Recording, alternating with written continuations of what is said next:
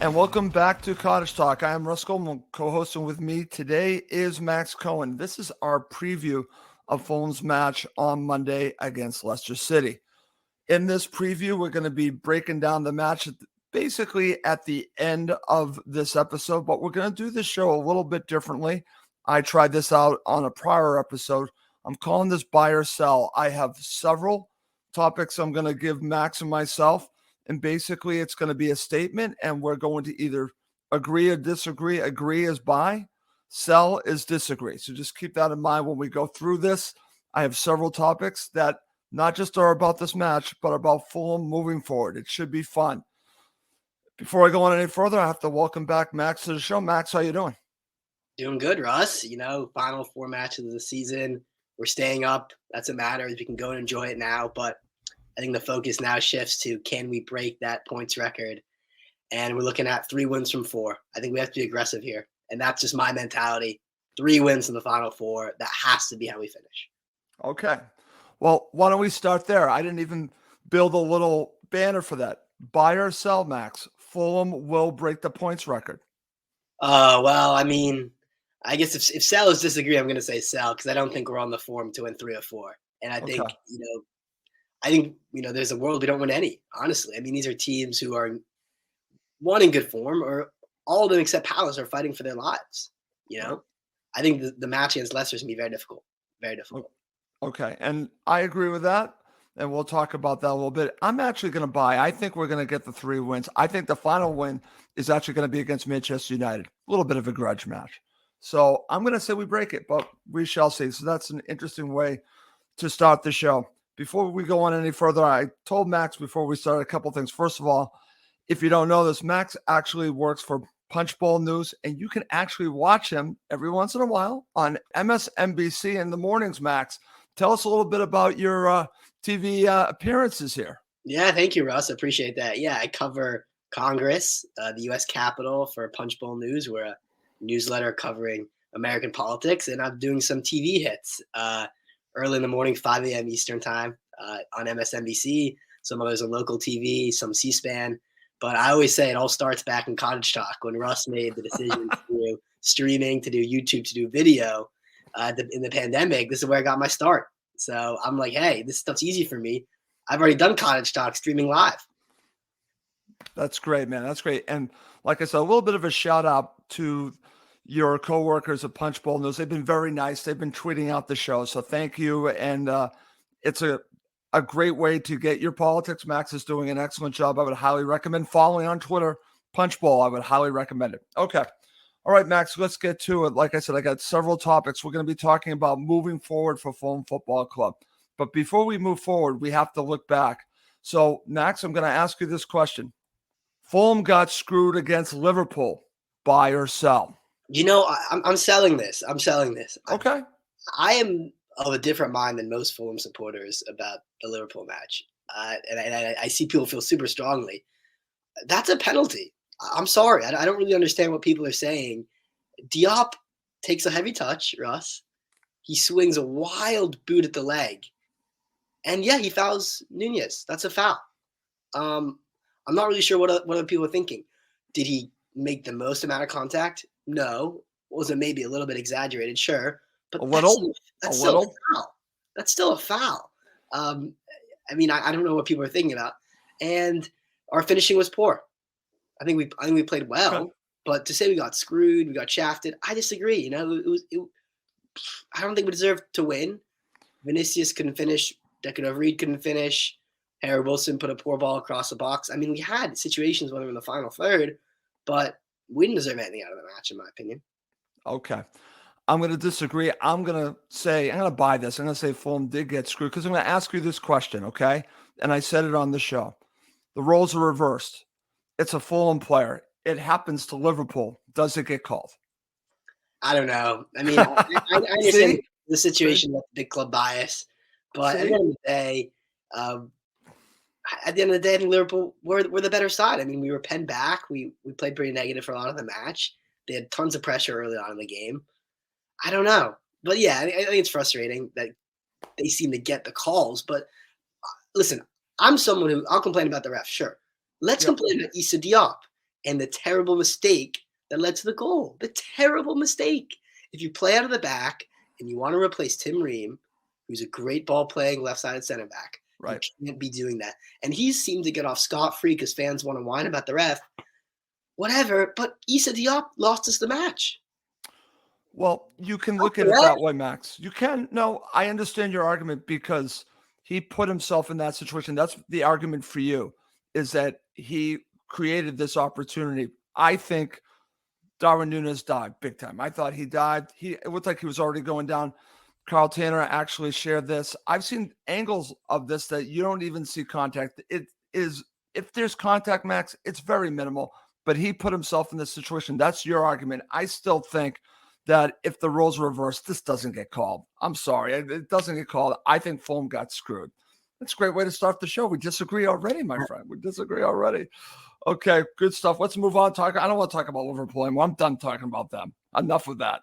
So let's get going. Let's talk about next season, because I think this is going to be a huge focus for us, Max, before we preview this match. And I actually tweeted this out because I'm going to share the statement here because I'm in strong belief that Fulham, under no circumstances, 100 million, I still wouldn't do this. Here's the statement. João Palhinha will be a Fulham player next season. Buy or sell. I'm buying this because I think it would be the wrong thing to do, because I use this analogy, Max, and you tell me what your thoughts on this. If Fulham were to do this, you have a thoroughbred. We just saw the Kentucky Derby, right? I would rather have one thoroughbred than three ponies. Okay? I'm not saying you don't get three good players. Give me the one dominant player that you can build around. So for me, you need him. So the money to me is not worth it. I say, unless there's a clause in his contract, which we're not aware of, actually changes everything. But if there's no clause, Fulham will be under no pressure to sell except for teams being interested in him. I'm saying he's a Fulham player next season. Yeah, buy. I'd say buy, but I'm very suspicious because what you say is true. You know, he's on a 5-year deal. Great piece of business. That means we're under no, and as you mentioned, we're under no pressure to sell. None. There's no release clause. Everything's fine, right? But when you look at the other way, is when João Palhinha, who's by all accounts had a great season, he's hearing himself hyped up as maybe one of the players of the season in the entire league. He sees the stats. He sees he has the most tackles, the most ball interceptions, et cetera, et cetera.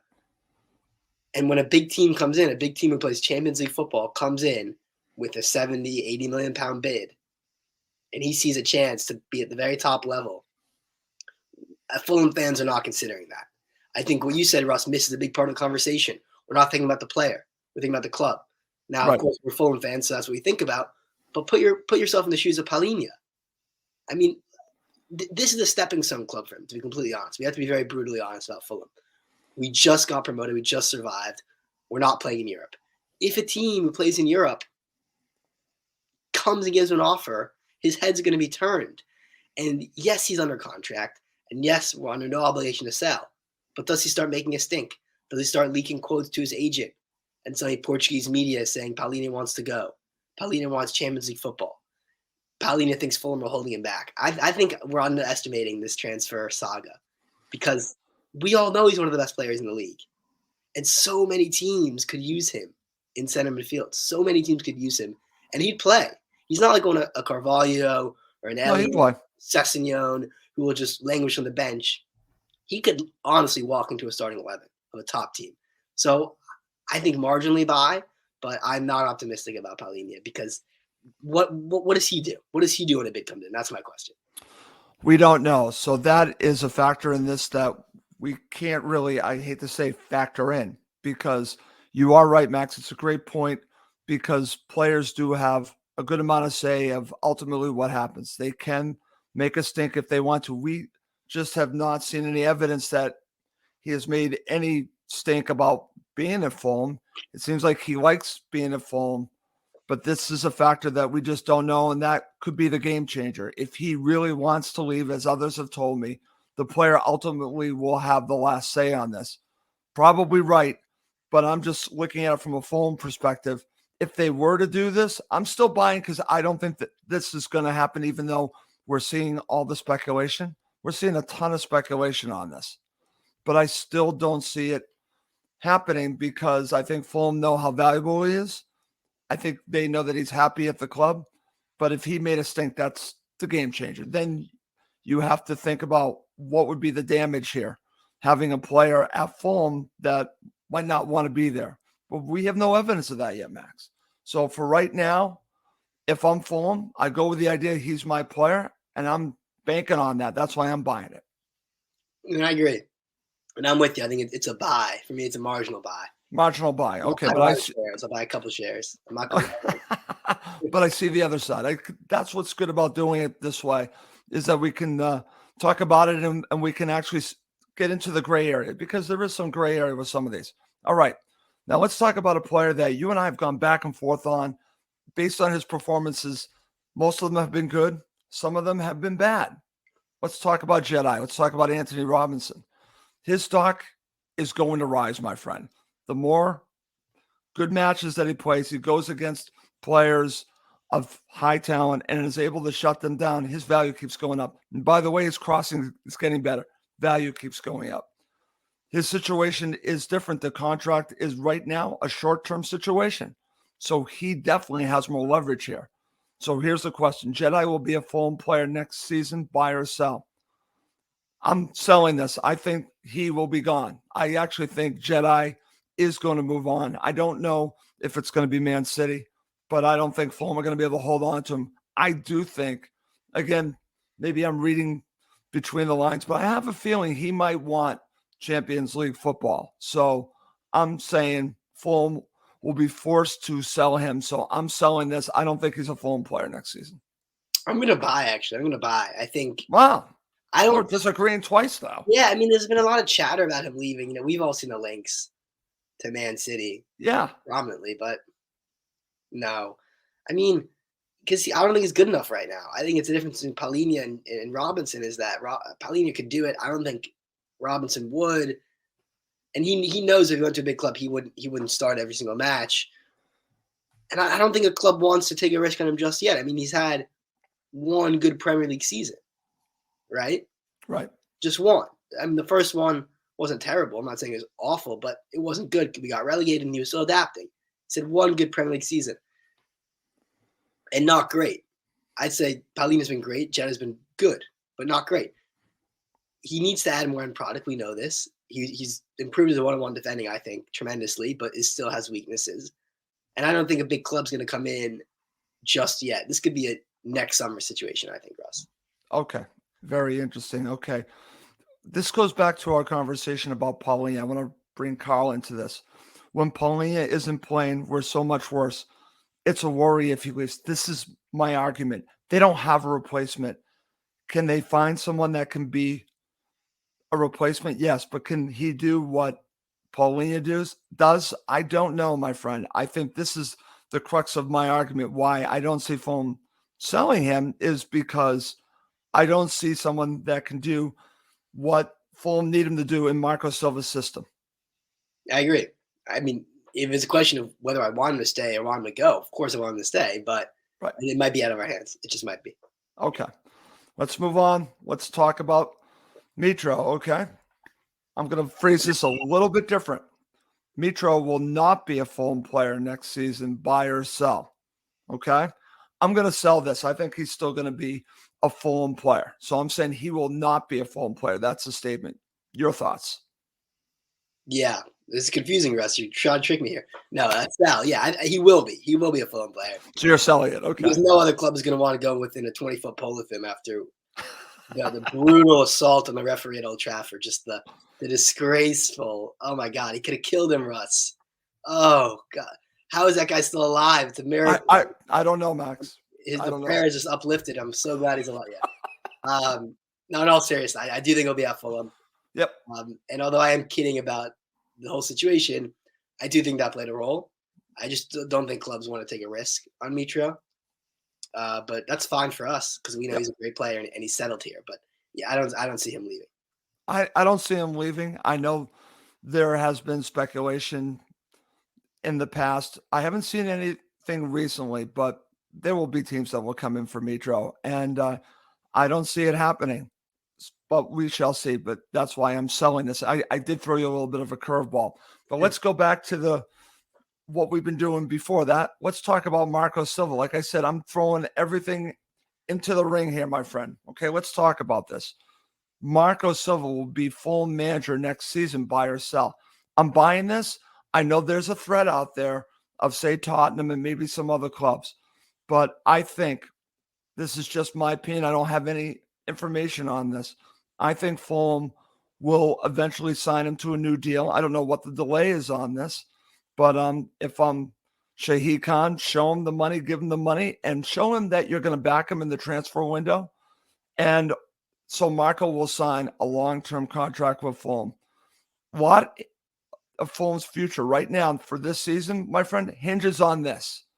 Marco Silva will be a Fulham manager next season. I'm buying this. Your thoughts? Yeah, I think so. I think that he's settled here, and he's seen what he can do with this team in just the first year. And they'll be saying, the second year we have stability. Let's push on, So, yeah, I think it'd be foolish for him to leave. The question is, what about in the middle of the season? What about if the big club comes in, let's say, January, right, or February, with a very attractive offer? Would that be different? But no, I still think he stays. Okay. So let's go back to some other comments. This is from Carl talking about Mitro. Mitro is Fulham, not going anywhere. But then here's the counter to that from our friend Neil Stewart. There are so many clubs that need a number 9. That's why I think he goes. On top of it, Neil shared this earlier. He says Polina, Jedi, Willian, and Mitro could all be gone this summer. I don't think they're all going to be gone. Potentially, like I said, maybe 1, maybe 2. I don't know. But it's interesting to think about the 4 players here that he mentioned. Could you picture Fulham without these players next season, Max? No, that would be bad. We'd be in a very bad spot. But I think Neil's right. We can't just assume because we like them that they're going to want to stay. It's football, the Premier League. It's brutal business, and people get offers all the time that they like. I do see what he's saying about Mitra though in the number 9 situation.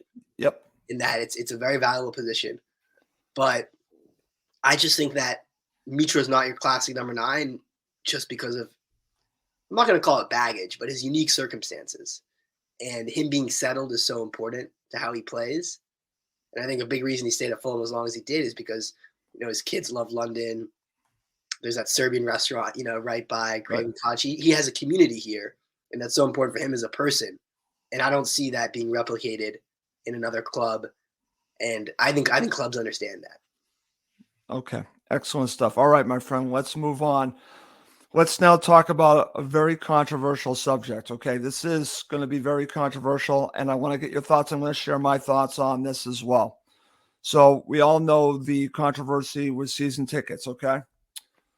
I've not seen any movement on this. So I'm going to ask the question here. Here's the statement. Fulham will lower their season ticket prices next season.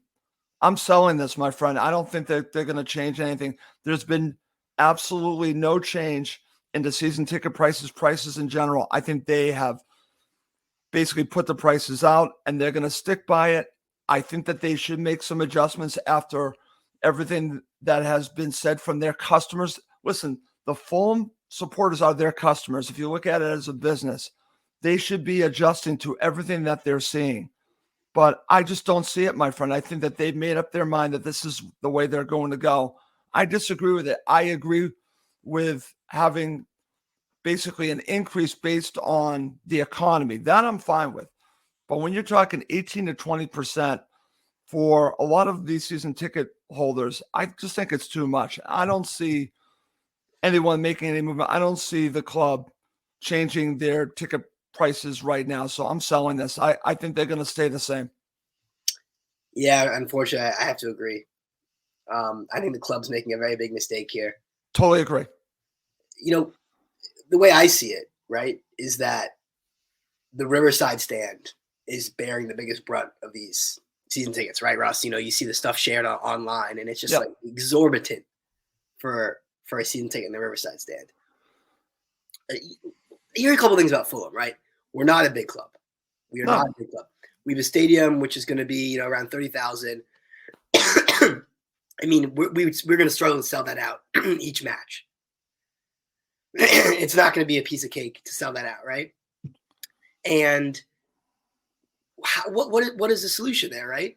There are two solutions. Either you try to get fans in who might not already be fans, people who could be converted into Fulham fans, Right. for a reasonable price, or you go for the exorbitant prices and try to make it attractive to tourists, business people, corporate.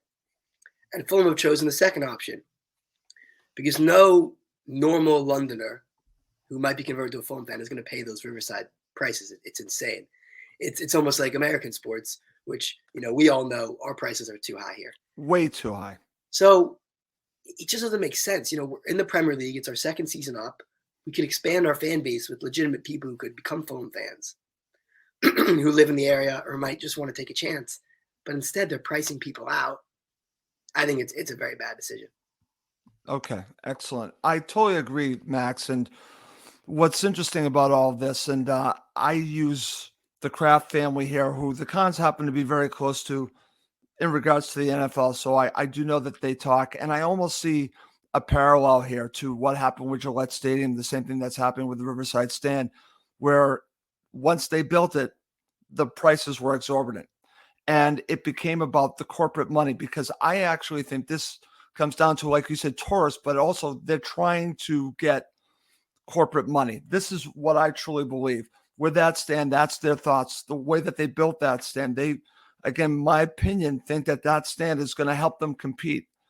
In the end, they could end up being right, but you should not be alienating the lifeblood of your club, which are the supporters. And I think they've done that. And I think that's the problem. I think you can get that corporate money if you want, but you have to balance it with the people that got you to where you are. And those are the supporters. And when you raise the prices to the point that you do, you're basically, in my opinion, you're telling them that, well, you're not as important as others who will pay those prices. And that's the problem I have. I know so many Fulham supporters that have family generations go back, and they are questioning if they should keep their season tickets. The fact that they're even questioning it bothers me, Max. I think that's what ultimately really upsets me about this, is that Fulham supporters are really deciding, should I go ahead because of the ticket price rise here? Yeah, and it just, the larger issue is the club doesn't seem to be listening. No.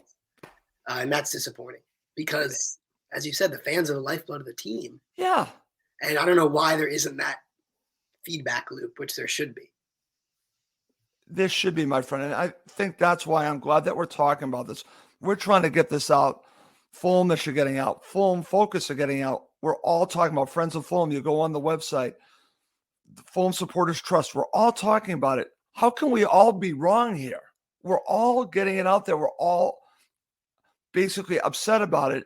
And they are sticking by, as far as I know, their plans. They should be listening to the people that got them to buy Fulham Football Club in the first place. That's my thoughts on it. I'm not going to change my mind on it. Before we move on, any final thoughts on this topic? And then we're going to focus on the match. Yeah, I mean, I think, obviously we don't live in London. We don't attend the matches regularly like other supporters do, Right. but it's important. I thank you for bringing it up, because even though this doesn't affect us directly, it's a big issue for Fulham, and we want to stand with the supporters. Absolutely. Because we don't want to see the Cottage turned into a situation where fans for generations can't go.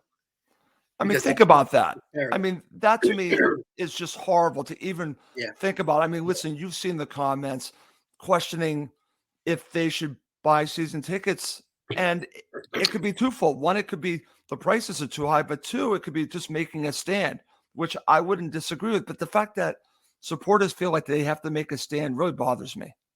Yeah. And I mean, but let's be honest about the Cottage, right? A lot of people who go to games, I wouldn't say a lot, but there's a big percentage, maybe bigger than other clubs, who are just tourists there for the weekend. And, we have the neutral section. Fulham has this reputation of not being a fortress, in the sense of, you go to the Cottage and people aren't chanting, singing for all 90 minutes. All right. Right. It's a little bit more staid, a little bit more Right. laid back of an atmosphere. I still love it, but we're never going to be that team which is. I mean, yes, we're a tough place to play because the players in the pitch, but no one's ever said, "Oh, I'm scared to go to Fulham." You almost hear a lot of away fans and even away players being, "Oh, I love playing at the Cottage," and that's not necessarily a good thing for Fulham. And it's almost like Fulham have said, "You know what? Let's just lean into that. Who cares? Who cares about making it a good atmosphere? Who cares about making it intimidating? Let's just sell it to the rich people who won't chant, who won't stand, because we already have this reputation as the neutral section, the tourist club, the easiest club to get tickets to in London in the Prem." I think my thoughts on it, and I'm glad that you shared yours, is that they just feel, this is my opinion, that someone's going to pay it. Someone's going to pay for it. It doesn't matter. It's money is money. That's the feeling I'm getting. And I think the big picture is going back to when the Cons first bought the club. Did they buy it specifically because they wanted to be in the Premier League? Maybe that was one of the reasons, but I think they also bought it for everything that Fulham stands for the supporters, the lifeblood of this club. If that was one of the reasons why you bought Fulham Football Club, I think you should basically rethink this. But I don't think they're going to. That's why I just think that it's going to end up being they're not going to change their pricing. And it's unfortunate because it sends a bad message. It already has. It really already has. And I don't know if right now, even if they did something, I would hope that it would change things a little bit. But I think the damage has already been done, Max. You're right. You're right. And we had this big situation, 3 seasons ago, right? Yeah. And it Well, doesn't we seem like did. they've listened, which is frustrating. So It's the same thing, and it's unfortunate because they do meet with the Fulham Supporters Trust, and they're doing their part, but ultimately Fulham is going to do what Fulham need to do, and they continue to do it. I just wish that they would consider more of the people that make this club the reason why they bought it. It's about the supporters, and that's my point on that. I like the Khans. I've actually met Shahid Khan in person. He seemed like a genuine person. I don't know Tony was on the show once, but I think that they do care about Fulham Football Club. But I also think that they're making a mistake here. That's the way I'm looking at it. I'm not saying they don't care. I'm just saying I just think that they're thinking of it too much about the bottom line instead of the supporters that help you get to where you want to be, which you keep saying is sustainability. You need the supporters to help you become sustainable. Fulham Football Club. Anyways. All right, enough of that, my friend. Coming up next, we are going to do buy or sell about the match against Leicester City. Okay, my friend, we're going to continue with this buy or sell theme. If you're watching live, feel free to share your thoughts if you like this style of show. I just introduced it a couple of episodes ago, and I thought I would give it a shot with me and Max. I think it's kind of fun. So let's continue on, my friend. Let's talk about the Leicester City match. Let's talk about a couple of decisions for Marco Silva, okay? Let's start here. Here's my statement. Carlos Vinicius will start against Leicester City. Buy or sell? Max, I'm buying this. I'm buying this. Yeah, I agree, Russ. I agree. Buy. Vinicius, yeah, he's a striker. He scored against City. He gives us a focal point. I think he actually had a decent game against Liverpool. Had 2 big opportunities, missed them both, Absolutely. but he forced saves and he put shots on target. Yeah, I think he'll start, and I think he's changed a lot of Fulham supporters' minds recently because I remember after the Villa match, I said in the group chat I was in, when he came on, that was one of the worst cameo appearances I'd ever seen. Because he was just awful, just beyond awful. And people said to me, listen, I think you're being a bit too harsh on him. Let's just wait and see. And, to his credit, I think he's turning around a little bit. So I think he will start. Also, what's the alternative? Declan Reed, who's just been poor, very poor in that position, or Dan James, who I like, but when you're playing at home against a Leicester City type, not sure he's the right person to put up there because we're not going to be counterattacking. They'll be counterattacking. Okay, excellent there, my friend. Okay, let's move on. Here's another interesting one. This is all on the starting 11. Our thoughts on the starting 11. Cedric Soares will start against Leicester City. Buy or sell? I'm going to say sell because I think it would be ridiculous if Kenny Tete doesn't play against Leicester City. But I'm just going based on the last match. Your thoughts? Yeah, I agree. Sal, I think Tete will start. Just a midweek rest, I think, was what happened there, which I don't have an issue with. He's on loan. We have Cedric on loan for a reason, to give us some rotation and to give Tete a rest sometimes. So that's fine with me. Okay. One more on this. Harrison Reed will not start against Leicester City. Buy or sell? This is an interesting one. You go first. Yeah, tough one. No sell. I do think he will start. I think Harrison will start. But yeah, the midfield's a big question mark. It's a big question mark. How does he rotate it with Pereira out? I don't really know the answer. But if I were to guess, I think it would be Palhinha, Reed, and Kearney. That's my guess. What about Sasa Lukic? That's the other question, right? What about Lukic? Honestly, Russ, I still haven't seen enough from him. I mean, maybe this is just me, but can you tell me what his strengths are as a player? Like, how do you see him? Because I just feel like even though he's played a couple of times now, I don't have a very fully informed opinion. That's what I brought up in one of the prior shows. Can we really make a judgment on Sasa Lukic? I thought he played well against Liverpool. I thought he actually had some João Palhinha style tackles. I thought, okay, but have we seen enough? Can we really judge him? And actually, again, listening to the Fulham show, they were talking about the fact of watching him play for Serbia and really didn't see much of him, even though he was playing. Is he one of those players that you just don't get a read on of exactly what he's doing? I don't know. It's an interesting one. Have we not seen enough of him to make a judgment? Yeah, I don't know. I mean, he's tall, right? Yep. But I don't want to say he's weak, but is he necessarily a strong physical player like Palhinha? I don't think so, not at the level. I've seen him lose a ball a couple of times, but I don't know. I honestly don't know. So I still think we have to go with – I would prefer Kearney just because I assume we're going to have the ball a lot in this game. And I think he's the right player because I think he's technically better than Lukic, in my opinion. Okay, very good. I'm going to share this comment from our friend Colm Bugler. The only thing I worry about Vinicius is he might think, why give me all when Mitrovic will be back the following week? Hopefully Vinicius is very professional about it. But what's interesting about this, and this is going to go to when we do predictions, I think Vinicius is going to play. I think that he will look at this as his last opportunity to really show something, to prove something. This is why I think he's going to start. I think we're going to see a very good Carlos Vinicius against Leicester City. His last opportunity with Fulham before Mitro returns. I don't know. I mean, I don't agree with Colm. I think he's going to play hard no matter what because he's getting a start in the Premier League, and that's a pretty rare thing for him still. But I don't know. I don't know if that will have an impact, honestly. I don't think he's going to be thinking about that because it doesn't matter his mentality. It matters just his skill. And whether he decides that he wants to take a touch or just let the ball go under his feet, whether he decides he wants to be, put the ball in the back of the net or he wants to do a weak shot. I don't know. I don't think I think it's overrated for him. I just think it's his quality. His quality there or not. That's what's important. Okay, very good. I want to bring in a couple comments from Isaac. Isaac shares this, and I want to talk a little bit about this because the minute I saw this, it got me to think about something. Isaac says, Fulham is going to be a top 4 team next season. So Palhinha isn't going anywhere. Now, on the face of it, I'm thinking to myself, well, that's not going to happen in our lifetime, right?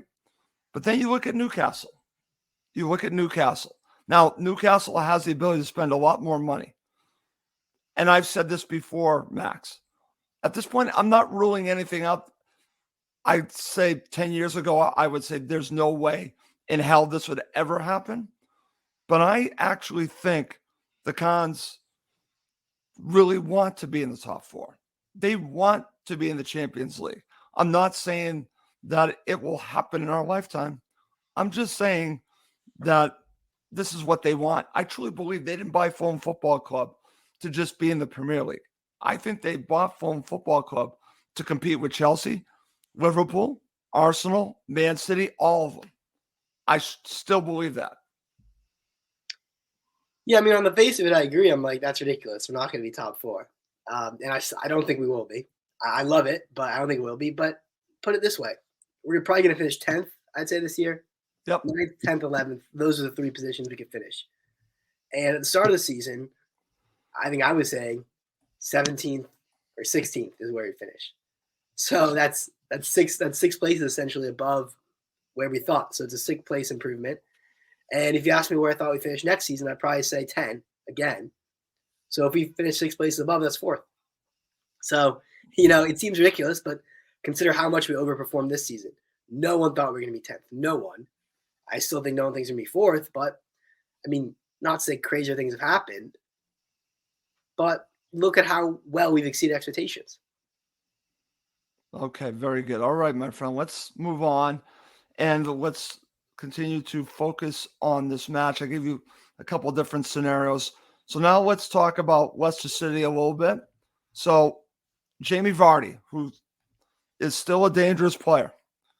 I'm giving you a statement. Jamie Vardy will score against Fulham. Buy or sell? You go first. Sell, because I think it's gonna be a clean sheet. But it's a good shout, Russ. He's on good form recently.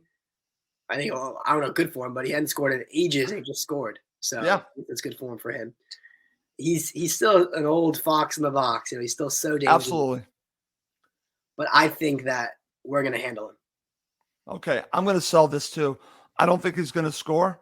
In fact, I'm going with you with a clean sheet. I haven't given my prediction yet, but I'm going with you. That's going to lead to this question, okay? Fulham will score more than one goal against Leicester City. I'm buying this. Max. Are you buying this? Oh, no, I think it's going to be 1-0. There you go. But, okay. But, yeah, I don't know. I just don't think our attack has been very good at all without Mitro, with the exception of Everton, maybe. So okay. I don't see it happening. But I still think we win. Okay. All right. Well, we'll talk about that in just a second. All right.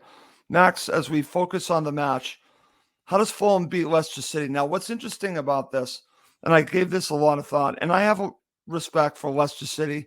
In fact, I predicted that they would end 6th this season at the beginning of the season. I will tell you how much I got this one wrong. Based on the talent that they have. They still have a lot of talented players. They're fighting for survival. But I think Fulham have been able, more often than not, handle teams that are dealing with a relegation battle. They've done it very well. So your thoughts, how does Fulham beat Leicester City? How do they win this match? I mean, it's tough because they, on the face of it, have so much more to play for than we do. But I think we can't sit back. We have to be positive early on. And I think we have to get our most dangerous players involved. We need to get Willian involved early. That left-hand side is so crucial with him. Massive.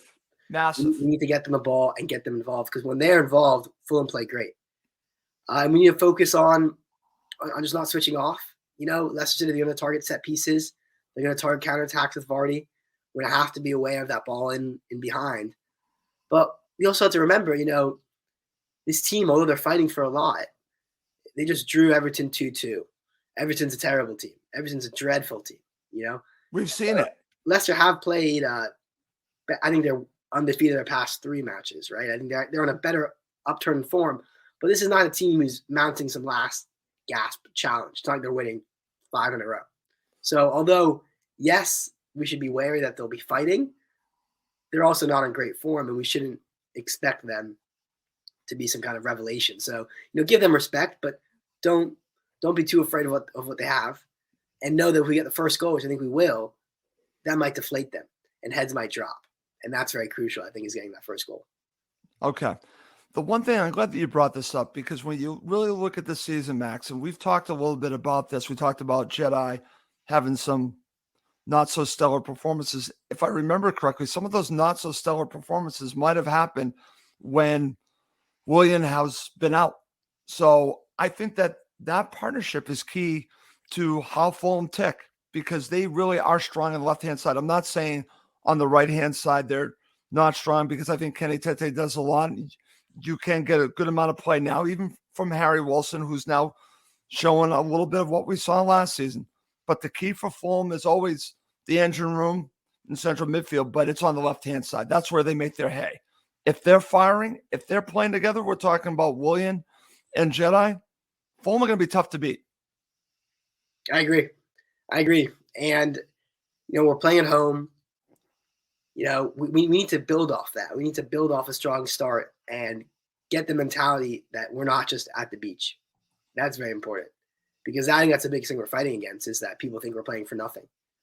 And I think Marco will make a big point saying, look, we have to respect this Leicester City team and we have to fight, because they're going to fight even harder. And I think we're going to see a very strong start to the match.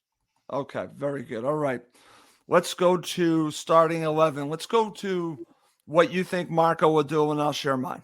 This is what you think Marco's going to do for starting 11. Yeah, I think Leno, Diop, Tosin, Robinson, Tete, Reed, Palhinha, Kearney, Vinicius, Wilson, and William. And that's what I think. This is going to sound boring, but that was exactly what I was about to say. So you should have gone first, Russ. You should have gone first. It's exactly what I was going to say. The only thing that I could see is potentially different might be Reed coming out and Lukic coming in. That's the one change, because he did that in the last match. I'm curious if he does it again. I think you're right, though. I think Harrison Reed comes back in, and I think he sticks with Tom Kearney. I don't think he takes Kearney off. I think Kearney's going to start the rest of the season. I'm fine with that. Question, though, that was actually posed to me from my friend Steve Reynolds, who's been commenting a little bit. Here's a question. Can Tom Kearney go 90 minutes? Probably not. But that's okay. That's why we have subs. That's why I have Lukic. His fitness is not obviously where it is in other situations, because he's just, started very few matches. Right. And also still coming off the injury, although it was a while ago. Right. But I've been impressed by his aggressiveness. Yeah, so have I. He knows he's made. He's flown into tackles in a way I've never seen Tom Kearney fly into tackles. Been very aggressive. I agree. I think he's been very good since coming in. I've seen some criticism on him, but I don't get it, because I think that, listen, every player is going to have some bad passes. We've seen Ja Polina have some bad passes. It doesn't mean that he's not extremely valuable when he's playing. Very valuable. And I think Tom Kearney, I wouldn't say is making us forget not having Andres Pereira. He's offering something a little bit different, and I think right now is needed. His passing ability overall is very good.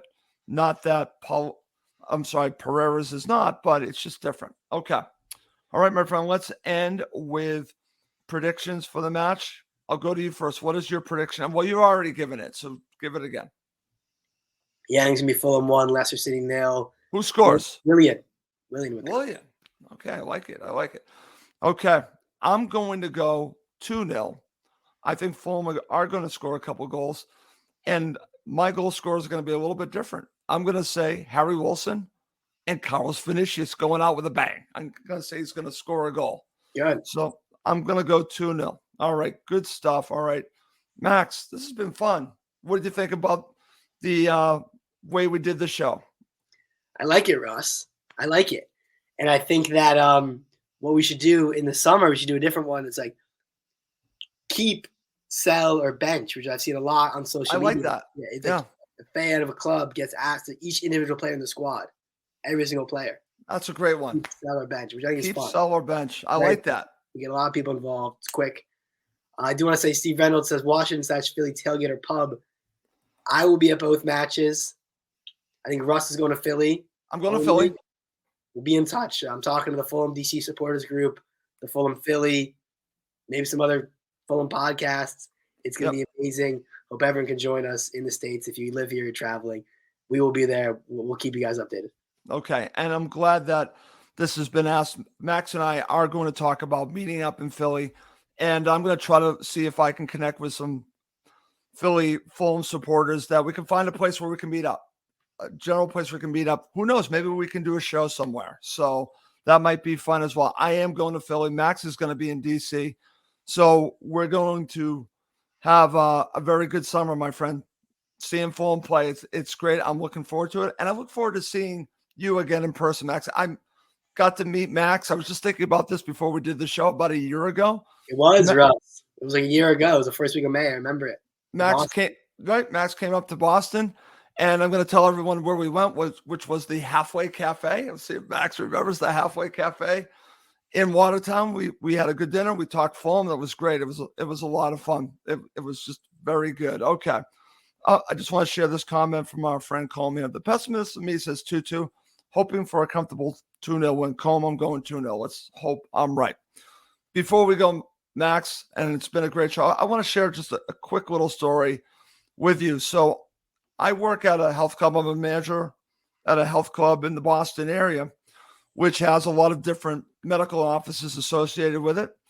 And this gentleman was coming from getting an MRI done, comes up to me and says, I'm interested in membership of the club. I said, great. That's fantastic. He looks at me and says, I know you. I said, what do you mean you know me? Then he says these two words, and my coworker lost his mind when he heard these two words: Cottage Talk. He's a listener of Cottage Talk. Wow. And I said, wait a minute, you're a Fulham supporter? He goes, I am a Fulham supporter, Russ. And I've been listening to your show. And he was on, listen, I don't listen to every episode, but I listen to Cottage Talk.